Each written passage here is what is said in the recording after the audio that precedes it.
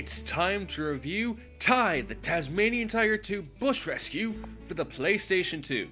Ty the Tasmanian Tiger 2 is the 2004 sequel to the original 2002 3D platformer by Chrome Studios. Despite the infamous ad that slandered Crash Bandicoot, Sonic the Hedgehog, and Spyro the Dragon within 30 seconds, and the fact that the game was pretty generic amongst other platformers at the time, it was successful enough to end up with the sequel. I played the original game a few months back, and despite some issues, it's actually a pretty decent game for all it's worth. So, can Bush Rescue possibly improve on the first game's problems, or will it be one of those stagnant sequels? Well, let's find out. Bush Rescue takes place a year after the events of the original game, where our offensively bland titular hero defeated the evil boss Cass and sent him straight to jail.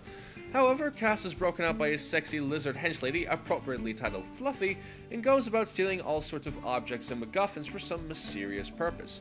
In order to try to stop Cass and solve whatever problems go on in the Great Outback, Ty teams up with the other characters from the first game to set up Bush Rescue to accomplish these goals. Ty the Tasmanian Tiger 2 is a 3D platformer, but unlike the first game, it's less of a collect-a-thon and more of a free-roaming world where you complete given missions, similar to games like Jak 2 Renegade and Sly 2 Band of Thieves. Wow, there are a lot of sequels that decide to put in a free-roaming world.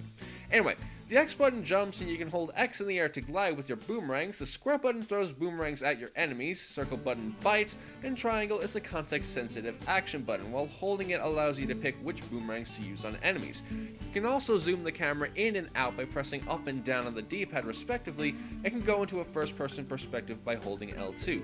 The objective of the game is to complete as many given missions as you can, which are marked on your world map with stars in all sorts of different colors, which you can drive to on your great orange Jeep of awesomeness.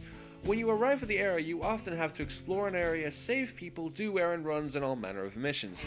Eventually, you'll unlock a mission that'll progress the events of the story to an extent before dropping you back into the Outback for more missions to do. When you defeat enemies or collect a bag, you get red orbs known as opals, which can be used to buy many varieties of boomerangs, health upgrades, or powerful mecha called bunyips, which are commonly used to deal with large crowds of enemies, but there are other varieties that go underwater, put out fires, lift heavy objects, and so on. There are also a number of special objects hidden throughout the world, such as metallic gears, lost critters, and large opals, that'll add to your total completion rate and get you a few extra opals to spend. While not a very big part of the game, the plot and voice acting are pretty bad. Most of the dialogue is quite irritating and not all that funny like it aims to be, which isn't helped by some pretty terrible voice acting from most of the cast. The vast majority of the characters are lazy idiots that have Ty do absolutely everything for them, and some aspects of the plot are never really expanded on or just come right the hell out of nowhere, making the story feel a lot weaker than it really should.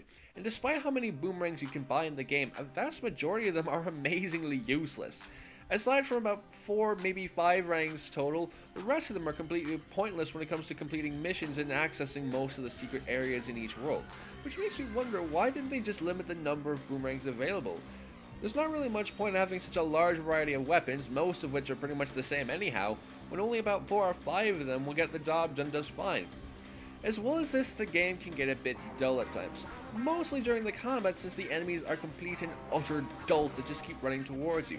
Even when you've got boomerangs packing explosions that make those in Dragon Ball Z look like fart clouds in comparison.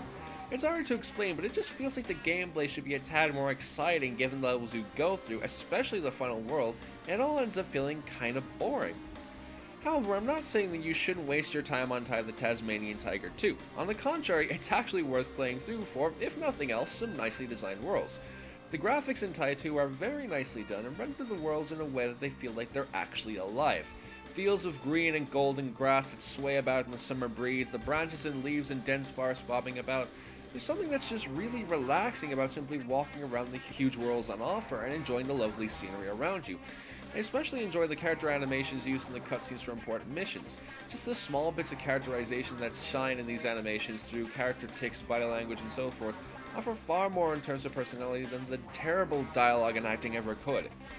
Adding to this relaxing feeling is some very soothing music that actually fits in pretty well with the background and are quite enjoyable to listen to on their own, particularly the theme that plays when you're simply wandering around the outback on foot. There's also a number of other types of music on offer, fast-paced guitar themes, some pretty decent synthesized orchestral melodies and such that are quite catchy and memorable in a way that makes the game just a bit more enjoyable to play. Speaking of which, the gameplay is also quite good. The worlds, as I've mentioned, are huge and many with lots of places and secret areas to explore. The platforming's pretty fun, though it can admittedly get a bit clunky and annoying at times. There's a lot of different mission types on offer, the story-based missions are actually kinda epic, and while the combat is nonsensically easy, it can become quite cathartic to throw exploding boomerangs at enemies to wipe them out in seconds. Ty the Tasmanian Tiger 2 Bush Rescue is a pretty good game with very nice graphics, enormous worlds, loads of varied mission types, soothing and awesome music, somewhat epic story missions, and pretty enjoyable combat and platforming. However, it's let down by idiotic enemies, terrible plot, characters, and voice acting, mostly useless weapons, and an annoying feeling of boredom that pops up from time to time. Still, if you're a fan of 3D platformers, open world adventures, games with some very lovely scenery or some combination of the above, I say check out Ty 2 and see what you think. I give this game a rating of pretty good. What it says on the tin, really. Nothing spectacular, but still fun to play nonetheless. I'm Father Dugan 8000, and I hope you enjoyed watching this review. Until we meet again, have a great day, all.